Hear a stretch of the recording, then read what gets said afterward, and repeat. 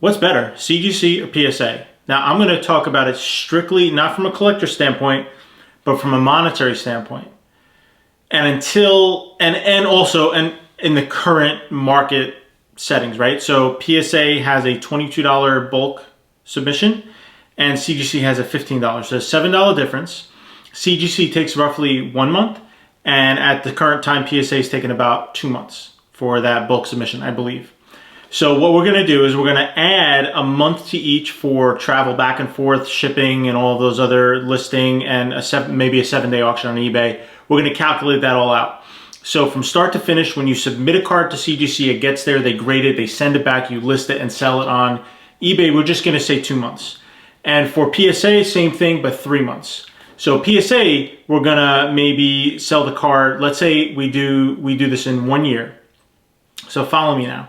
So we have a whole year, and we're gonna see what makes more money, a CGC flip or a PSA flip. Now I'm gonna take a card that is a CGC 9.5 and a PSA 10, because that's a lot of times what the equivalent is and where the premium is on PSA and where it's not that premium on CGC, but we're gonna compare it.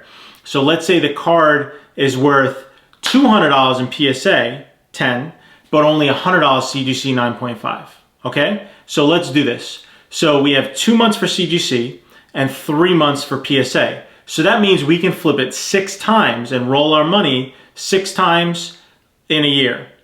PSA, we can only do it 4 times. So let's do the math. Okay, so we have a card and we're selling it for $100. So after 2 months, we have $100 and we're gonna reinvest that. Now we can, let's say every $50 we're able to get another one. So, okay. Why don't we do this? Why don't we just double it? Let's just double it each time. We'll double the initial investment because I believe that that is pretty accurate. Okay, so we have 100, then we have 200. So that's a second flip. So we have 6 flips to go. Okay, so let's do that. We have 100, 200, 400, 800, 1600, 3200. So at the end of the year, we're just taking the initial investment, we're reinvesting it into new cards and new slabs. We have 3200. Simple math, super simple math. Now PSA says 3200 at the end of the year for CGC. PSA, we have $200, but we only have 4 flips. So it's 200, 400, 800, 1600. Huh, it's double the money. Guys, PSA, you're making 200 instead of 100. But because it takes longer to get it back, you're only making 1600 at the end of the year, whereas CGC, you're making 3200. Literally double, even though it sells for half, because you can sell it faster. So you need to calculate in the time it takes to get these cards back. The only other thing I would consider is the grading cost, which is negligible, $7 a card, okay. But the cost of the actual card. Let's say the card costs $50. So what's the profit? Okay, so now the profit is definitely gonna be more for PSA. But okay, so let's figure this out. So let's just make it even. Let's say we're not gonna count fees or shipping or anything like that. But it is gonna be more for CGC. But it might even out because CGC costs less. So let's just say we even it out. Honestly, like seriously, let's just even it out to keep it simple. So let's say every card costs $50 in CGC and $50 in PSA. So we have 3,200, but we're selling a lot more cards. How many cards are we selling? We're selling 32 cards at $100. So 32 times 50 is 1,600, right? I believe. Yes, 1,600. So 3,200 minus 1,600, we're making $1,600 profit. Okay? Now for the PSA, it's $200 a card, so it's not at 1,600, it's only 8 cards, so we're only spending $400 to make 1,600, right? So CGC, we're spending 1,600 to make 3,200, and PSA, we're spending 400 to make 1,600. So it's a $1,200 profit, whereas CGC is a $1,600 profit.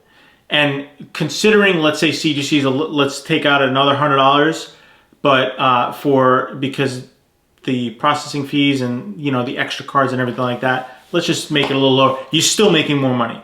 So even you're making more sales, we're doing more transactions, we're getting more customers, we're flipping cards quicker, and that is with a large spread. Like guys, a lot of the cards, a 9.5 CGC and a PSA 10, a lot of them are a lot closer.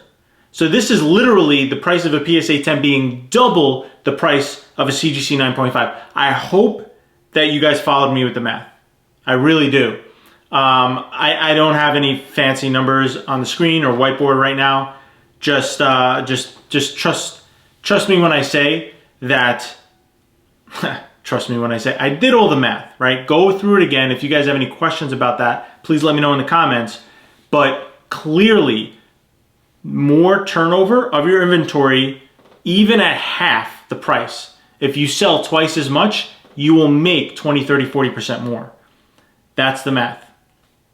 And that's it. And that's as simple as that. So that's why I prefer CGC, even as PSA goes down, unless it's going to equal the price of grading. And the turnaround time is the biggest thing. It needs to have a higher turnaround time. So maybe for high-end cards, it might be worth 40 extra, 50 extra, 60 extra dollars to grade a $1,000 card to maybe then get a PSA 10 potentially.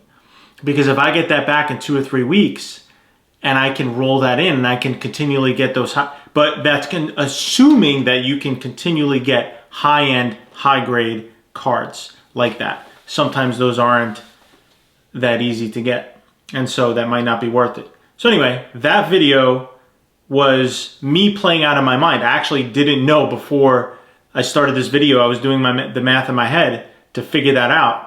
And I'm actually very happy. I was pretty sure CGC would win, but I'm very happy that it did. So hopefully that was helpful. And this is how we got to think about, from a business standpoint, I do Japanese Pokemon cards. From a business standpoint, what makes sense, right?